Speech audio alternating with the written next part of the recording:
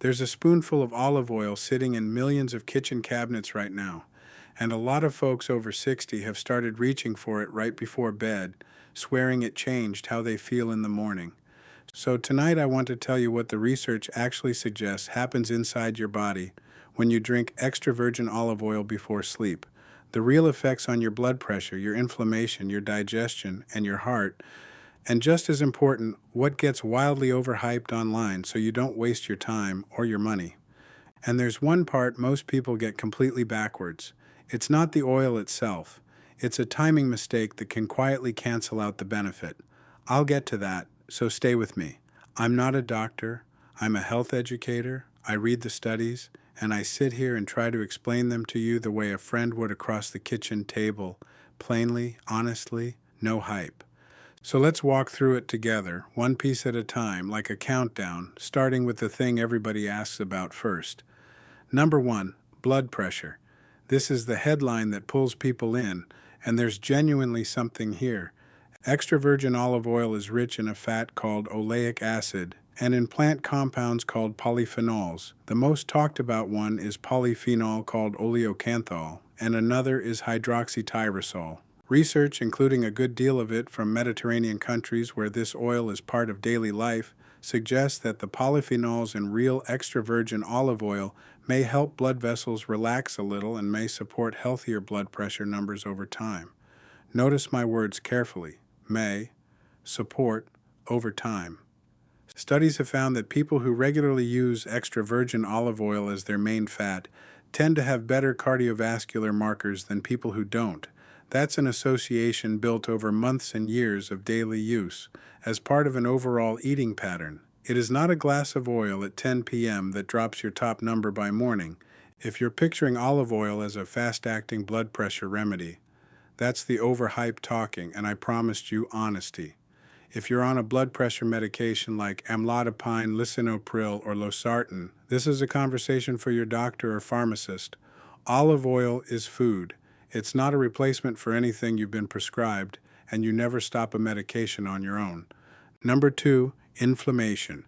This is, in my reading, one of the more interesting and more solid areas. That compound I mentioned, oleocanthal, it's actually the thing that gives good fresh olive oil that little peppery sting in the back of your throat. If you've ever swallowed a really good extra virgin oil and coughed a little, that sting is the polyphenols saying hello. Researchers have found that oleocanthal behaves in the lab in a way that's mildly anti-inflammatory. It works on some of the same pathways that everyday anti-inflammatory action targets, though much more gently and at the small doses you'd actually consume. Now here's where I have to be square with you. A lot of the strongest inflammation findings come from lab studies and from looking at whole Mediterranean eating patterns, not from drink a tablespoon nightly trials specifically. So what can we honestly say? That extra virgin olive oil contains compounds linked to lower inflammation, and that many seniors who switch to it as their daily fat report feeling generally better, less stiffness, more comfort. Whether that's the oil alone or the whole healthier pattern around it, the honest answer is probably both, and you don't need to separate them to benefit. Number three, digestion, and this is where the before bed part finally starts to matter. A lot of folks tell me they take it at night specifically because they feel it helps them stay regular. There's a reasonable basis for that. Olive oil is a fat, and fats can gently stimulate the digestive system and help things move along. The oil can also have a mild lubricating effect in the gut. Many seniors deal with sluggish digestion and constipation, partly from age, partly from medications, partly from not drinking enough water, and some research and a lot of everyday experience suggest a small amount of olive oil can help ease that. Some people also find a little olive oil settles their stomach, and stay with me because this connects to that timing mistake I promised. Taking a big slug of oil right as you lie down flat is not automatically a good idea for everyone, and I'll explain exactly why in just a moment. Number four, the heart, which really ties the first three together. When you put it all together, a fat that supports healthier cholesterol balance, polyphenols linked to calmer blood vessels and lower inflammation, You get why extra virgin olive oil keeps showing up in heart research as one of the most consistently heart-friendly foods we have. Studies of Mediterranean-style eating, where olive oil is the main fat, have found lower rates of heart trouble. That's powerful, and it's real, but I want you to hear the nuance, because the nuance is the whole point of this channel. In those studies, olive oil wasn't a magic nightcap. It was replacing butter, replacing margarine, replacing the heavy stuff, drizzled on vegetables, on fish, on beans, eaten alongside a whole pattern of real food. The benefit came from olive oil taking the place of worse fats day after day. So if you add a nightly spoon of oil on top of an otherwise rough diet and change nothing else, you should keep your expectations modest and realistic. Let me pause right here for one quick thing, friend to friend. If this kind of careful, no-hype breakdown is useful to you, the easiest way to keep these coming is to follow the channel. And I've put a short, plain language guide to choosing a genuine extra virgin olive oil down in the link in the description. Because honestly, half the bottles on the shelf aren't what they claim. And that matters for everything I just told you. It's free, it's down below, and now let's get to the part most people get wrong. So here's the timing mistake.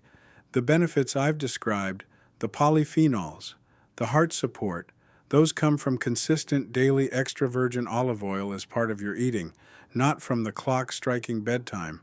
But the moment you specifically choose to drink a big spoonful of oil and then lie down flat to sleep, you introduce a real risk that nobody on the hype videos mentions, reflux. When you lie down right after taking oil, that fat can relax the valve at the top of your stomach and make it easier for stomach acid to come up your throat. Heartburn, a sour taste, a cough, interrupted sleep. For a lot of seniors, that's the exact opposite of resting well. And here's the cruel irony. If you're someone taking a medication like omeprazole or another acid reducer for reflux, lying down after a slug of oil may stir up the very problem you're managing. So the part most people get wrong isn't whether to use olive oil, it's drinking a large amount and immediately going horizontal. If you want to use it in the evening, research and plain common sense both point the same way. Keep the amount small, about a teaspoon to a tablespoon, not a tumbler full, and give yourself a good 2 to 3 hours sitting upright before you actually lie down. Better yet, for many folks, just use it on your dinner. Drizzle that tablespoon over your vegetables or your salad at the table, and you get the same compounds with food in your stomach and no bedtime gamble. Now let me clear up the overhype directly, because you deserve the truth, not a sales pitch. Olive oil before bed will not melt fat while you sleep, and in fact, every tablespoon is roughly 120 calories, so more is not better. It adds up fast. It will not detox your liver. Your liver and kidneys handle that themselves, and they don't need oil to do it. It will not lower your blood sugar overnight. Though as part of a Mediterranean pattern that's gentler on blood sugar, it may play a small supporting role. If you live with diabetes or take metformin, talk to your doctor about how fats fit your plan. And it absolutely will not replace your medications. Anyone selling olive oil as a substitute for your prescriptions is not looking out for you. What olive oil genuinely is one of the better fats you can build your meals around. And that's already a wonderful thing without needing to dress it up as a miracle. A few practical notes if you decide to give it a fair try. Reach for extra virgin cold pressed in a dark bottle, ideally with a harvest date. That peppery sting in the throat is a good sign the beneficial polyphenols are actually present. The cheap, light-tasting, clear bottle stuff has often lost most of what makes olive oil worth the trouble. Start small. Keep it consistent over weeks because that's the only time frame in which any of this works. Drink your water and give it time before you decide whether it's doing anything for you.